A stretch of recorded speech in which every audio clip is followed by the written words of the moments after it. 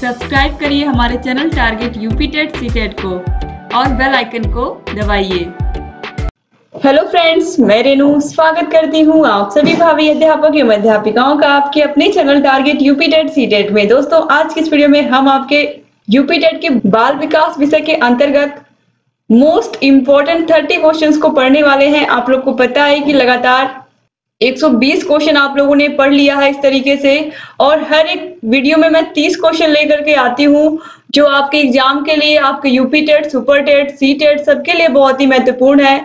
तो आप इन सभी क्वेश्चंस को बहुत ही ध्यान से पढ़ा करिए दोस्तों। और मैंने आप लोग को पहले भी कहा है कि थियरी के साथ साथ मैं क्वेश्चंस भी करा रही हूँ, ताकि आप लोग थियरी भी कंप्लीट करते जाइए और साथ ही साथ क्वेश्चंस भी सॉल्व करते हुए जाइए, ताकि आप लोग का जो कॉन्फिडेंस है वो हाई रहे और आप लोग एग्जाम में अच्छा करके आए। आप लोग तैयारी करते रहिए, एग्जाम थोड़ा लेट ही होगा तो भी आप लोग के लिए अच्छा है कि आप लोग की प्रिपरेशन और अच्छी हो जाएगी। तो चलिए हम क्वेश्चन नंबर 121 से स्टार्ट करते हैं, यानी कि क्वेश्चन नंबर 121 से यहाँ पर हम पढ़ने वाले हैं। क्वेश्चन नंबर 120 तक जिन भी प्रशिक्षुओं ने नहीं पढ़ा है तो उसकी लिंक आपको डिस्क्रिप्शन बॉक्स में मिल जाएगी, वहां से जा करके आप सभी वीडियोस को देख सकते हैं। इसके अलावा यूपी टेट में कौन कौन सी बुक्स लेनी है, कैसे तैयारी करनी है, ऑलरेडी मैंने इसकी वीडियो बना दी है। तो चलिए क्वेश्चन नंबर 121 हम देखेंगे। मादा क्रोमोसोम्स हैं XXXY, YYY या XXX। मादा का मतलब होता है महिला या औरत और नर का मतलब आदमी। तो इस तरीके से नर का मतलब आदमी और मादा का मतलब औरत। तो यहाँ पर मादा क्रोमोसोम्स कौन कौन से होते हैं? XX होते हैं, आप लोग को पता है, और जो नर होते हैं वो XY होते हैं। पिछली वीडियो में मैंने आपको बताया था। इसके बाद क्वेश्चन नंबर 122 है, वंशानुगतता का निर्धारण होता है जीन्स के द्वारा, क्रोमोसोम्स के द्वारा, न्यूरॉन्स के द्वारा या सभी के द्वारा। दोस्तों, राइट आंसर यहाँ पर है ऑप्शन ए, जीन्स के द्वारा। तो वंशानुगतता का निर्धारण किससे होता है? जीन्स के द्वारा। क्वेश्चन नंबर 123 है, निषेचित अंडा क्या कहलाता है? भ्रूण, क्रोमोसोम, जीन्स या फिर इनमें से कोई नहीं। तो दोस्तों, राइट आंसर यहाँ पर है ऑप्शन ए, भ्रूण। तो निषेचित अंडा क्या कहलाता है? भ्रूण कहलाता है, जो मां के गर्भ में होता है। क्वेश्चन नंबर 124 है, जन्म से पूर्व काल में कितनी अवस्थाएं होती हैं? 2, 3, 4 या फिर 5। दोस्तों, जन्म से पूर्व काल में यानी कि आपको पता है एक बच्चा जो मां के गर्भ में होता है वह 9 महीने यानी कि 9 मंथ तक होता है। तो इसमें 3 अवस्थाएं होती हैं। पहली होती है बीजावस्था, दूसरी होती है भ्रूणावस्था और तीसरी होती है गर्भस्थ शिशु। तो यहाँ पर ऑप्शन बी जो है 3, ये बिल्कुल राइट आंसर हो जाएगा। क्वेश्चन नंबर 125 है, सबसे छोटी कोशिका कौन सी होती है? अंडा, शुक्राणु, दोनों या इनमें से कोई नहीं। दोस्तों, राइट आंसर है ऑप्शन बी, शुक्राणु। क्वेश्चन नंबर 126 है, सबसे बड़ी कोशिका कौन सी होती है? ओवम या अंडा, शुक्राणु, दोनों या इनमें से कोई नहीं। दोस्तों, राइट आंसर यहाँ पर हो जाएगा ऑप्शन ए, ओवम या अंडा सबसे बड़ी कोशिका। क्वेश्चन नंबर 127 है, एक नवजात शिशु का कद ऊंचाई कितनी होती है? तो एक नवजात शिशु यानी कि जब जैसे ही बच्चा पैदा होता है उसकी ऊंचाई कितनी होती है? 19 इंच, 20 इंच, 12 इंच या 22 इंच। राइट आंसर है ऑप्शन बी, 20 इंच। यानी कि एक बच्चा नवजात शिशु जब जन्म लेता है तो उसकी औसत ऊंचाई आप मान सकते हैं कितनी होती है? 20 इंच होती है। इसके बाद क्वेश्चन नंबर 128 है, एक नवजात शिशु का भार कितना होता है? 6 पाउंड, 7 पाउंड, 8 पाउंड या 9 पाउंड। दोस्तों, राइट आंसर है option D, 9 pound. Question number 129 है, एक शिशु में कितनी हड्डियां होती हैं? बहुत ही इंपॉर्टेंट क्वेश्चन है। ये क्वेश्चन एग्जाम में कई बार पूछा है। 270, 350, 206 या 250। अगर एग्जाम में पूछता है कि एक मनुष्य के शरीर में कितनी हड्डियां होती हैं तो आप क्या राइट आंसर लगाओगे? 206। एक मनुष्य के शरीर में, एक व्यक्ति के शरीर में। लेकिन यहाँ क्या पूछा है? एक शिशु के शरीर में यानी कि एक बच्चे के शरीर में कितनी हड्डियां होती हैं? दोस्तों, वो होती हैं 270। तो ऑप्शन ए जो है ये बिल्कुल राइट आंसर होगा, ऑप्शन ए। याद रखिएगा, बहुत ही इंपॉर्टेंट है ये क्वेश्चन। इसके बाद क्वेश्चन नंबर 130 है, अस्थायी दांत निकलने शुरू होते हैं। अस्थायी दांत को ही हम क्या कहते हैं बच्चों का? दूध का दांत। तो ये जो दूध के दांत निकलते हैं बच्चों के, ये कब से निकलने शुरू होते हैं? जब बच्चा 6 से 8 माह का होता है, या जब बच्चा 7 से 9 माह का होता है, या 8 से 10 माह का होता है, या इनमें से कोई नहीं। राइट आंसर है ऑप्शन ए, जब बच्चा 6 से लेकर के 8 माह का होता है तो उसके अस्थायी दांत निकलने शुरू हो जाते हैं। क्वेश्चन नंबर 131 है, जन्म से प्राप्त कद लगभग दोगुना हो जाता है, यानी कि जब बच्चा जन्म लेता है उसकी ऊंचाई जितनी होती है उससे वह दोगुना हो जाता है। कितने वर्षों में? 4 वर्षों में, 5 वर्षों में, 6 वर्षों में, या 7 वर्षों में। तो जब बच्चा 5 साल का होता है तो जितनी उसके जन्म के समय उसकी हाइट होती है या लंबाई होती है वह उसका दोगुना हो चुका होता है 5 वर्ष में। क्वेश्चन नंबर 132 है, जन्म से प्राप्त भार किस आयु में दोगुना हो जाता है? यानी कि जब बच्चा जन्म लेता है उसका जितना भार होता है, अगर बच्चा 3 किलो का पैदा हुआ है तो वह 6 किलो का कब हो जाता है, यही पूछा है यहाँ पर। यानी कि उसका भार दोगुना कब हो जाता है? तीसरे महीने में, चौथे महीने में, 5वें महीने में, या 6ठे महीने में। तो राइट आंसर है ऑप्शन बी, चौथे महीने में वह अपने भार का दोगुना हो जाता है, यानी कि 4 मंथ में। क्वेश्चन नंबर 133 है, बालिकाओं का भाषा विकास बालकों से आगे रहता है सभी अवस्थाओं में, शैशवावस्था में, बाल्यावस्था में, या किशोरावस्था में? दोस्तों, बालिकाओं का जो भाषा विकास होता है वो बालकों से आगे रहता है सभी अवस्थाओं में, शैशवावस्था में, बाल्यावस्था में, किशोरावस्था में। तो शैशवावस्था 0 से लेकर के 5 यानी कि जन्म से लेकर के 5 वर्ष, बाल्यावस्था 6 से लेकर के 12 वर्ष, किशोरावस्था 12 वर्ष से लेकर के 18 वर्ष। तो जो बाल्यावस्था होती है इसमें जो बालिकाओं का भाषा विकास होता है, यानी कि भाषा की समझ बालकों से ज्यादा अच्छी होती है बालिकाओं की। तो ऑप्शन सी जो है ये राइट आंसर हो जाएगा। इसके बाद क्वेश्चन नंबर 134 है, भ्रूण काल होता है 2 से 8 सप्ताह का, 4 से 6 सप्ताह का, 8 सप्ताह का, या जन्म से 2 सप्ताह का? तो जो भ्रूण काल होता है यह होता है 2 से लेकर के 8 सप्ताह का। क्वेश्चन नंबर 135 है, शारीरिक विकास का आधार है नैतिक विकास, सामाजिक विकास, भाषा विकास, या मानसिक विकास?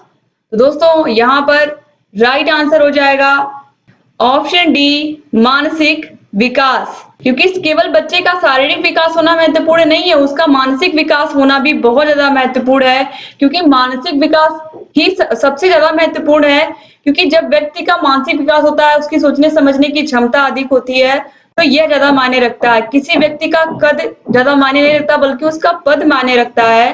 तो आप सभी को पता ही है कि जो मानसिक विकास है वो बहुत जरूरी है, क्योंकि बच्चे के पास अगर सोचने समझने की क्षमता नहीं होगी तो वह गणित विषय के सवालों को कैसे हल कर पाएगा, वह हिंदी विषय को भी ठीक ठीक नहीं समझ पाएगा, प्रश्नों के उत्तर नहीं दे पाएगा। केवल लंबा होने से नहीं बल्कि उस बच्चे का मानसिक विकास भी होना बहुत जरूरी है शारीरिक विकास के साथ साथ। तो शारीरिक विकास का आधार क्या है? मानसिक विकास है। क्वेश्चन नंबर 136 है, संज्ञानात्मक विकास का सिद्धांत प्रतिपादित किया था। मोस्ट इंपॉर्टेंट यह पूरा सिद्धांत है संज्ञानात्मक विकास का सिद्धांत। 4 भागों में इसको जीन पियाजे जी ने बताया है और बहुत ही अच्छे से उन्होंने एक्सप्लेन किया है। उन्होंने अपने खुद के बच्चों पर यह प्रयोग किया था। उनके बच्चे जैसे जैसे बड़े होते जा रहे थे उन्होंने अपने बच्चों के अंदर जो शारीरिक परिवर्तन हुए, इसके अलावा मानसिक परिवर्तन पर विशेष ध्यान दिया। उनके सोचने समझने की क्षमता कब बढ़ती है और वह किस तरीके से कब उनके खिलौने की आयु होती है, खेलने की आयु से कब वो बड़े हो जाते हैं, कब उनके अंदर मूर्त चिंतन करने की क्षमता होती है, कब वह अमूर्त चिंतन यानी कि कल्पना करके चीजों को सोचने लगते हैं। इन सभी के विषय में जीन पियाजे जी ने विस्तार से बताया है और ये मैंने संज्ञानात्मक विकास का सिद्धांत बहुत ही अच्छे से आप लोग को पढ़ाया है। इस वीडियो की लिंक आपको डिस्क्रिप्शन बॉक्स में मिल जाएगी। जिन प्रशिक्षुओं ने नहीं पढ़ा है वो लोग प्लीज पढ़ लें क्योंकि बहुत महत्वपूर्ण है। दोस्तों आप लोग उस वीडियो को जरूर देख लीजिएगा। संज्ञानात्मक विकास की अवस्थाएं मैंने बहुत ही अच्छे से आप लोग को पढ़ाया है। तो यहाँ पर आप देखिए पूछा है किसने प्रतिपादित किया था, तो ऑलरेडी मैंने आंसर आपको बता दिया है, जीन पियाजे जी ने। जीन पियाजे का सिद्धांत बहुत बहुत महत्वपूर्ण है मनोविज्ञान विषय में, तो आप लोग प्लीज उसको पढ़ लीजिए। मैंने 2 वीडियो के माध्यम से आप लोगों को पढ़ाया है ताकि आसानी से सारी बातें आपको समझ में भी आ जाए। इसके बाद क्वेश्चन नंबर 137 है, गर्भ में बच्चे के विकसित होने में दिन लगते हैं। तो एक बच्चा आपको पता है 9 मंथ यानी कि 9 मंथ तक अपने माँ के गर्भ में होता है। तो एक बच्चे को विकसित होने में, गर्भ में बच्चे को विकसित होने में कितने दिन लगते हैं? तो आप यहाँ पर देखिए ऑप्शन बी जो है 280 ये राइट आंसर हो जाएगा।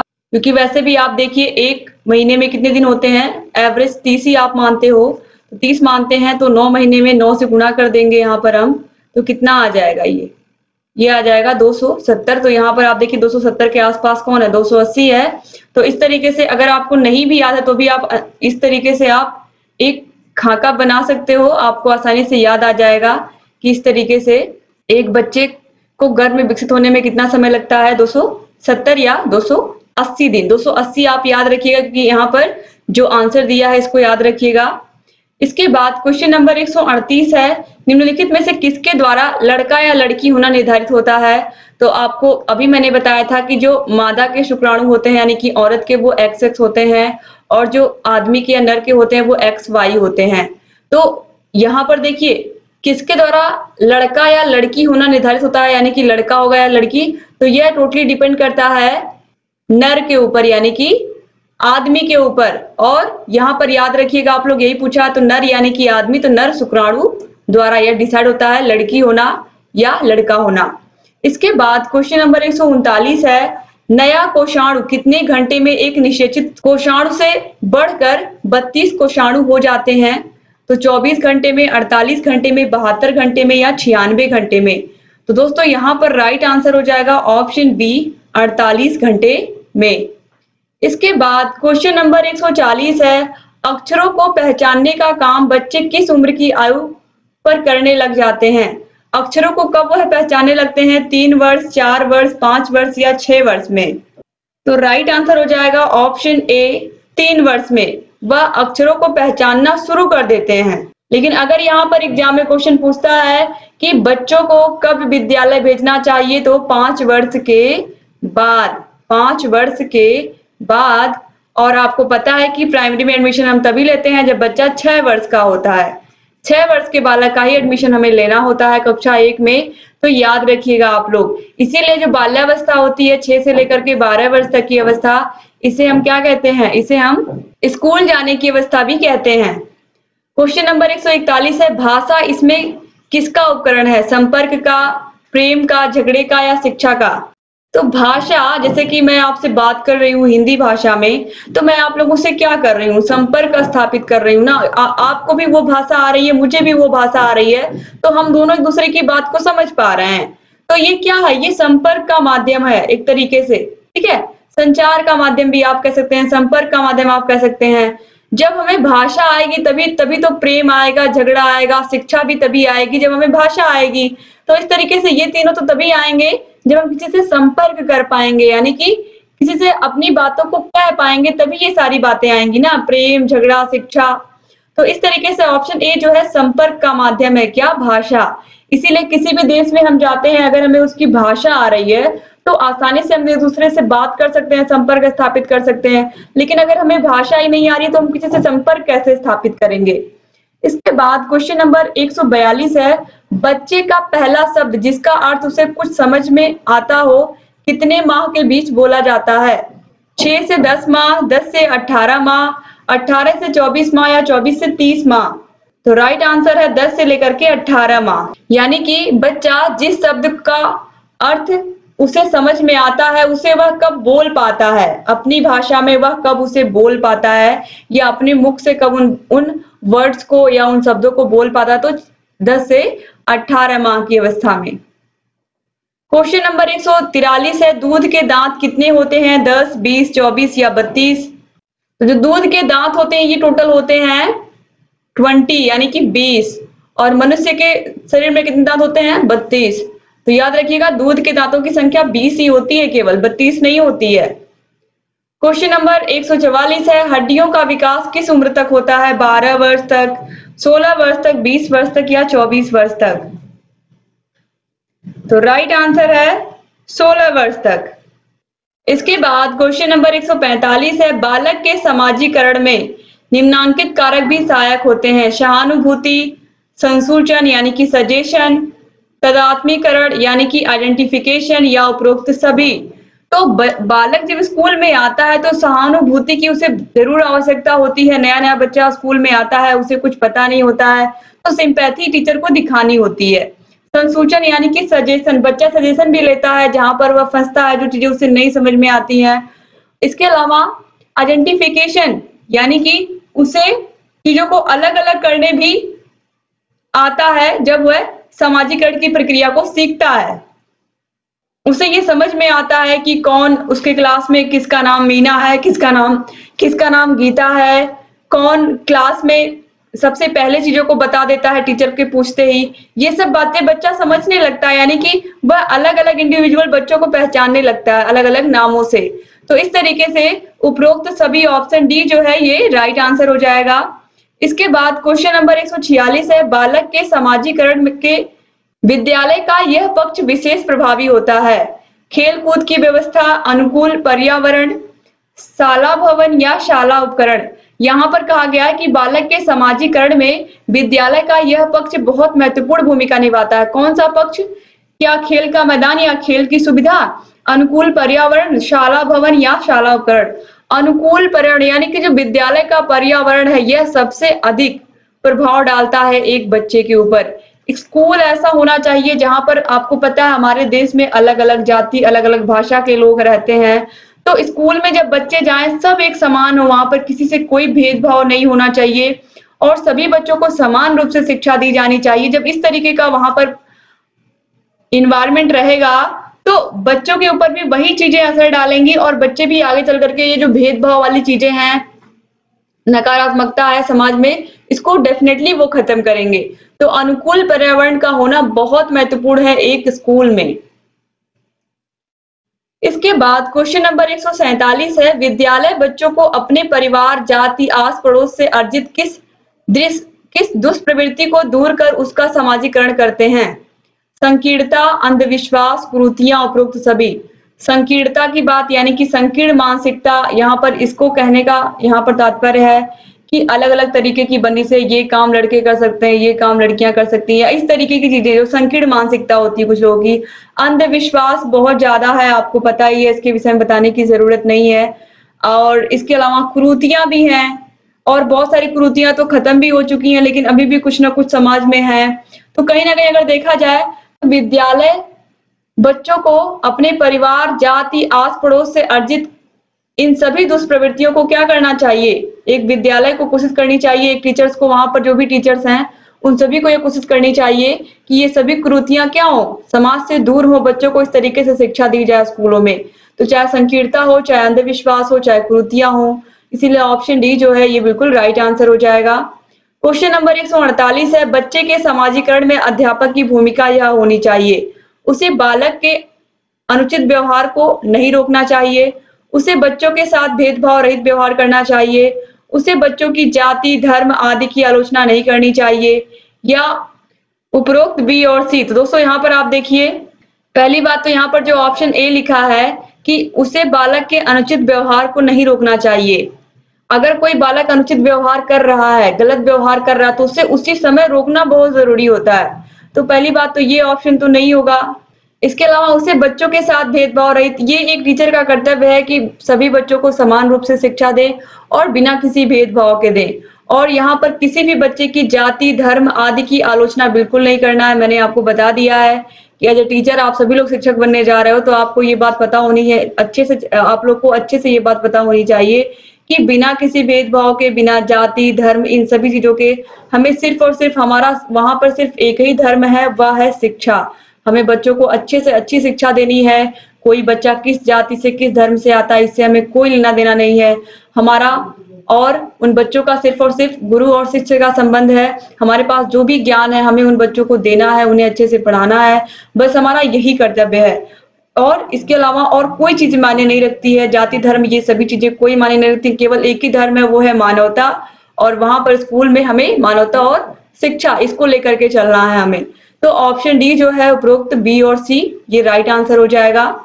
इसके बाद क्वेश्चन नंबर 149 है, वे विद्यालय बालकों के समाजीकरण में असफल रहते हैं जो धर्म विशेष के आधार पर संचालित हैं, जाति विशेष के आधार पर संचालित हैं और भाषा विशेष के शिक्षण पर जोर देते हैं। तो ऐसे बालक, ऐसे विद्यालय जो बालकों को इस तरीके से शिक्षा देते हैं या जहां पर उनके स्कूलों में केवल धर्म के आधार पर शिक्षा दी जाती है, जाति के आधार पर शिक्षा दी जाती है, केवल भाषा विशेष को पढ़ाया जाता है, तो ये कहीं ना कहीं अगर देखा जाए तो ये सही नहीं है एक समाज के लिए, खासकर ऐसे समाज के लिए, ऐसे सोसाइटी के लिए जहां पर अलग अलग धर्मों के लोग रहते हैं।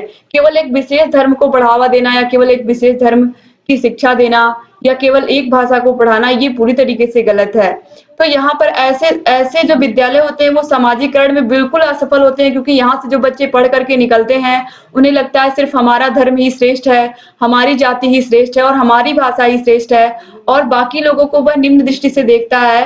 तो इस तरीके से सामाजिकरण की जो भावना होती है वह कहीं ना कहीं कट जाती है और बच्चे के अंदर सहयोग की भावना एक दूसरे की उसके अंदर बिल्कुल नहीं आती है। सहानुभूति नहीं होती है उन बच्चों के अंदर, क्योंकि उन्हें तो लगता है सिर्फ हमारा धर्म हमारी जाति ही श्रेष्ठ है।